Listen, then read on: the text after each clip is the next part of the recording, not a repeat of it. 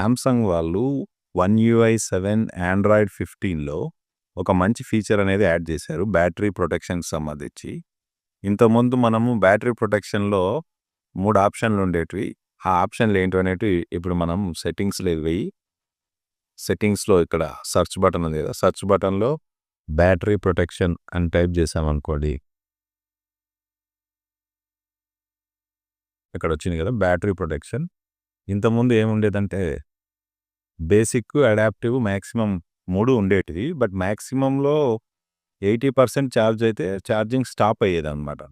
అంటే మనం switch off చేయకపోయినా 80% వరకు ఛార్జ్ అయ్యి అక్కడ నుంచి ఛార్జింగ్ అవ్వకుండా ఆగిపోయేది. దానివల్ల మనం దాదాపు 20% బ్యాటరీ కెపాసిటీని వాడుకునే అవకాశం లేకుండా పోయింది.